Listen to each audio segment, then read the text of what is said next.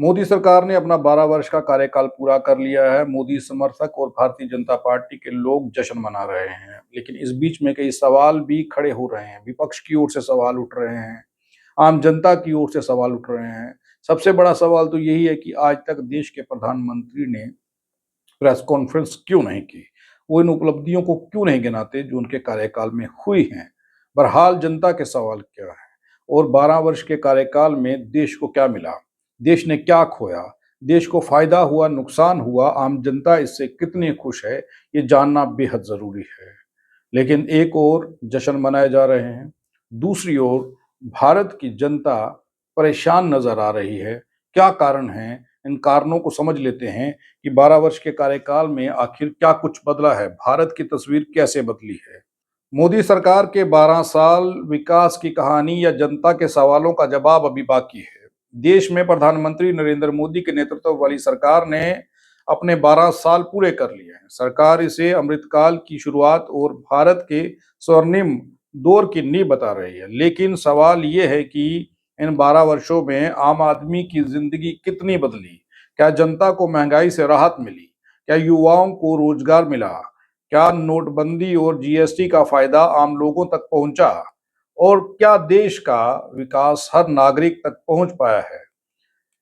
आज हम सरकार की उपलब्धियों और जनता के सवाल दोनों का निष्पक्ष विश्लेषण करेंगे और ये जरूरी भी है, क्योंकि सरकार जो है वो 12 साल का कार्यकाल पूरा कर चुकी है, मोदी सरकार।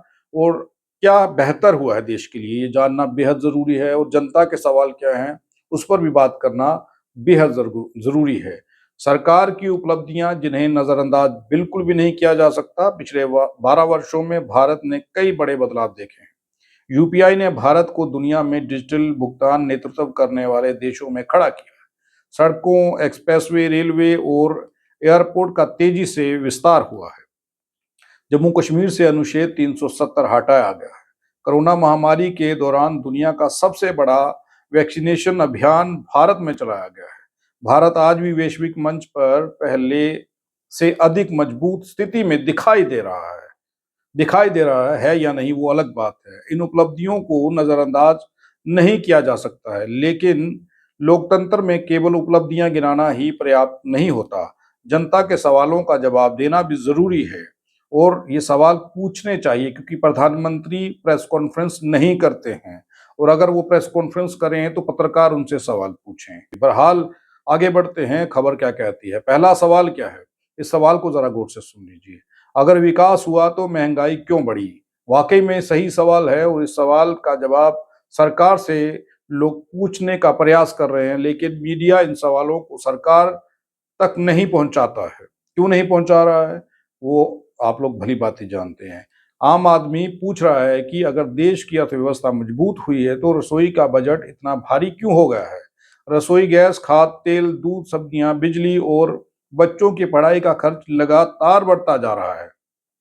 सरकार कहती है कि महंगाई एक वैश्विक समस्या है, लेकिन जनता पूछ रही है कि उसकी आय जितनी बढ़ी, उससे कहीं ज्यादा खर्च क्यों बढ़ गया है और ये बढ़ने का कारण क्या है? यही तो कारण लोग जानना चाहते हैं। दूसरा सवाल, युवाओं को रोजगार मिला या सिर्फ आंकड़े मिले?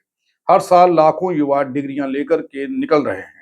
सरकारी नौकरियों के फॉर्म भरने वालों की संख्या लगातार बढ़ रही है। कई भर्तियां वर्षों तक अटकी रहती हैं। युवाओं का सवाल है कि अगर देश दुनिया की सबसे तेजी से बढ़ती अर्थव्यवस्था है, तो रोजगार के अवसर उसी गति से क्यों नहीं बढ़ रहे हैं? स्टार्टअप और डिजिटल सेक्टर में अक्सर स्टार्टअप और डिजिटल सेक्टर में अवसर जरूर बढ़े हैं, लेकिन गांव और छोटे शहरों के युवाओं तक उनका लाभ कितना पहुंचा, ये बहस का विषय बन गया है। तीसरा सवाल जो है ये भी महत्वपूर्ण है, नोटबंदी का अंतिम परिणाम क्या निकला? 2016 में देश ने लंबी कतारें देखी। सरकार ने कहा था कि काला धन खत्म होगा, नकली नोट रुकेंगे और भ्रष्टाचार पर चोट होगी। 12 साल बाद जनता ये जानना चाहती है कि उस फैसले से देश को कुल मिलाकर के कितना लाभ हुआ और कितना नुकसान हुआ। क्या जिन उद्देश्यों के लिए नोटबंदी की गई थी वह पूरी तरह से हासिल हो पाए, पूरे हो पाए कि नहीं हो पाए? चौथा सवाल क्या है, क्या सरकारी संपत्तियां बिक रही हैं? विपक्ष आरोप लगाता है कि सार्वजनिक संपत्तियों का निजीकरण किया जा रहा है। सरकार का कहना है कि इससे निवेश बढ़ेगा और सेवाएं बेहतर होंगी, लेकिन जनता ये जानना चाहती है कि जो संस्थान दशकों से देश की संपत्ति रहे हैं, उनका भविष्य क्या होगा और आम नागरिक को इससे क्या फायदा मिलेगा या क्या फायदा मिला है अब तक। ये सवाल अब जनता की ओर से पूछे जा रहे हैं, विपक्ष की ओर से पूछे जा रहे हैं। पांचवा सवाल लेते हैं कि जनता का और विपक्ष का पांचवा सवाल क्या है। कोविड के सबक क्या थे? कोरोना महामारी ने लाखों परिवारों को प्रभावित किया। लॉकडाउन के दौरान प्रवासी मजदूरों की तस्वीरें आज भी लोगों की आंखों के आगे घूमती हैं। हालांकि वैक्सीनेशन अभियान सरकार की बड़ी उपलब्धि माना जाता है, लेकिन जनता पूछती है कि भविष्य में ऐसी किसी आपदा से निपटने के लिए देश कितना तैयार है। आज दुनिया फिर अस्थिर दौर से गुजर रही है। अगर पश्चिम एशिया में तनाव बढ़ता है तो सबसे बड़ा असर तेल की कीमतों पर पड़ता है, और जब तेल महंगा होता है तो उसका बोझ सीधे आम जनता पर पड़ता है। इसलिए जनता चाहती है कि सरकार महंगाई को नियंत्रण में रखे